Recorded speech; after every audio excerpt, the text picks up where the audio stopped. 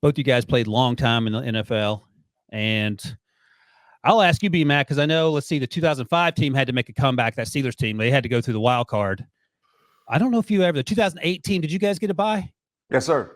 Okay, so what was the thought process? I'll ask you in that final week of the season. I don't know if you needed to play that final week, but what was Tomlin's thinking as you prepared to get ready for the playoffs, knowing that you were almost certainly going to have a chance to rest? That final week, I think we played Cleveland, and 31-0 was the score. 31-0. And basically the starters played, but Mike Tomlin was telling all of us, like, listen, there's no need to play around. We want to win, most importantly. We want to get you guys involved, get the blood flowing a little bit, but let's come on out, let some of the young guys get into the lineup and let them take it from there. And that's what we did. We started with a fiery, jumped out early. I think our offense scored the first drive or the first two drives. After that, it was like a preseason game, Leger. Everyone came out, right? And the younger guys got in and went to work. You went to work. Yeah. And, of course, for Cleveland, they had nothing to play for. So that's another thing, too. When you talk about playing against a team that has nothing to play for in the final week, if you jump on them early, they're getting cruise control. Because the last thing veteran players want to do, especially when you know your season is done after this game, is to go off into the offseason with an injury that you didn't have before that final game. So they're in cruise control. They try to protect their body and try to get out scot-free so they can enjoy their offseason. So for us, we played, but we didn't play the full ball game. And I would love to see exactly the mindsets of teams like San Francisco and Baltimore, who have everything locked and loaded, how they will handle their starters because they have 2 weeks off. Yeah, it'll be interesting to see. Well, I know just knowing Kyle Shanahan and playing for him, he's not going to put anybody at risk, right? Now, the thing is, we know this 53-man roster, 47 dress, and then you'll get a couple other guys that can dress via call up from practice squad, right? So you're thinking about it, your roster is only going to have about 49 guys, right? Then you got the emergency third quarterback. So you can't rest everybody, right? Because depth is going to be an issue. You don't want guys essentially treating this like a preseason game where guys that you're going to rely on, like the third defensive tackle or third defensive end, not only is he doing special teams, but now he's got to take every starter rep because you put him at risk for getting hurt. So it'll be interesting to see. I know Kyle Shanahan, they already said Christian McCaffrey's not playing. It'll be interesting to see with, Brock Purdy dealing with the stinger. Does he sit him down as well? And maybe a George Kittle and a Trent Williams, they sit them down.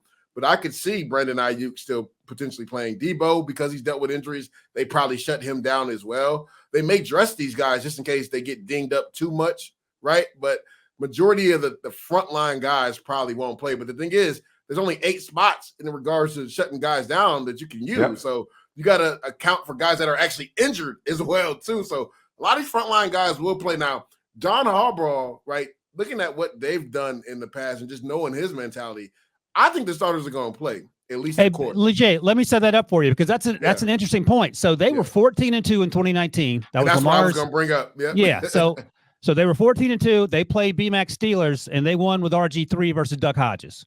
And they didn't play a lot of dudes. And then they were dead in the water when they played the Titans. Correct. Go ahead. And I think, and that's a perfect setup, right? I think that's in the back of their heads, right? The year that they had in 2019, Lamar wins the MVP, they're the number 1 seed, and then they get boat raced at home, right? Because if you think about it, if they rest everybody this week, that's essentially almost 3 weeks off before they've played a game, right? So honestly, knowing John Harbaugh, and then on top of that, right, B-Mac, you know this, the last thing you want is a divisional foe to get into the playoffs. I know they're playing you and Rod Steelers, but that's the last thing you want, a team that's in your division that knows you, who you already lost to this year. So it would not surprise me if Lamar Jackson and the starting offensive defense play at least the first quarter, and then I believe Huntley will come in the game probably in the second quarter, just because you don't want to be that rusty for 3 weeks before playing a playoff game where it's do or die, win and go home. I think Harbaugh will actually play the starters for at least the first quarter. Yeah. Did you have any fear about being rusty, B-Mac, after sitting down for a couple weeks? No. I mean, that 2008 year when we had to bye, we were the number 2 seed right behind Tennessee.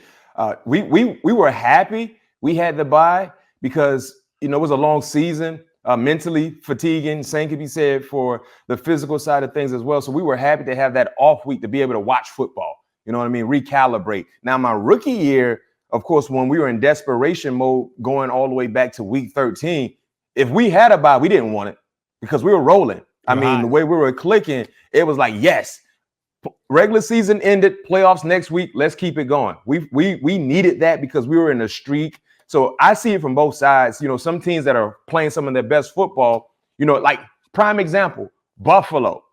If Buffalo wins, if Buffalo gets into the playoffs, they're in a division, you know what I mean, where they're going to be division champs. So for them, they don't need a bye because they've been playing some of their best football in the last 4 weeks. So that's the rhythm that was established for them to be able to get into this point where they win and they're in. So I see from both sides, but 05, we didn't want to buy. 08, we kind of needed that buy just to kind of recalibrate and take our foot off the gas before getting right back into playoff mode.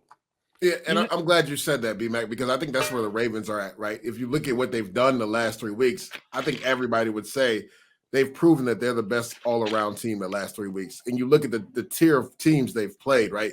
You got Jacksonville, who, if they win, they're going to win their division. They boat raced them in Jacksonville. They went to the 49ers, right?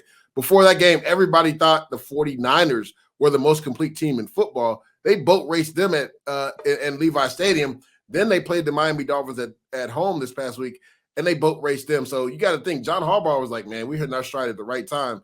We got to get our guys some work this week just because we don't want it to be that long of a layoff before they play again. You know, the other side of that story is, though, that's sort of funny. It also involves the Ravens back. I remember this, too. Back in 2003, the Steelers, that's the last time they had a losing season. I mean, Tommy Maddox was playing.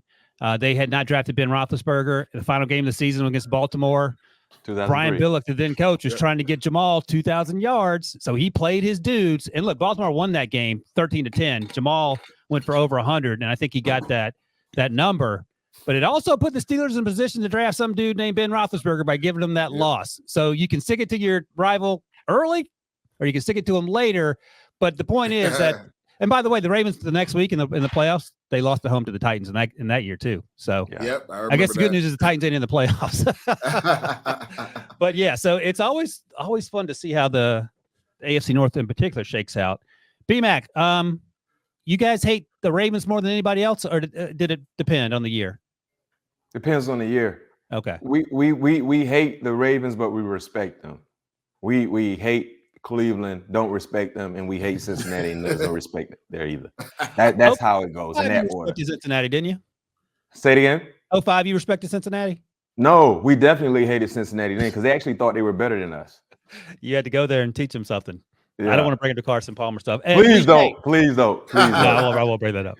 Lige, when you were playing for Rex Ryan, was it the Patriots? Oh, without a doubt. It wasn't even close, right? Same thing, right? Like the Miami Dolphins and the Bills at the time, like, I don't know if we just disrespected them, but we just really didn't like the New England Patriots. Like, I hated the New England Patriots. They were easy to hate. I mean, they whooped us almost. But the crazy thing is, when I was with when I was with the Jets, we split with them every year, and that's why Tom Brady always hated playing against Rex Ryan because he just knew he was going to get him a different look, and that pressure up the middle, which has always caused Brady issues. That's what Rex Ryan was known for, right? There'll be plays, be like, we'll have 8 guys at the line of scrimmage, and it'll be a 3-man rush, but somebody will be scot-free just because you didn't know where we were coming from. Like, that's what Rex Ryan does, and the confusion that he brings to a defense. So it was always the New England Patriots. And people will ask me, even my guy Calvin Pace, who I play with, he was like, dudes, why do you hate them so much? I was like, I think Rex just put it in my head that we have no respect for these guys because they think they just better than everybody, which they were for a good portion of Tom Brady's most of his career. But we just always hated that they felt smug like that.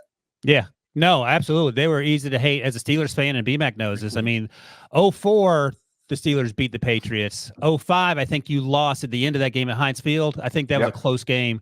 I think Antoine Randall may had a fumble or something. I can't believe I remember that. And then that 07 game when Anthony Smith was talking before the game, that didn't work out too good. Yeah, I think that was 07. Tom Brady went out there threw for about 400 yards. I was like, Anthony, don't talk.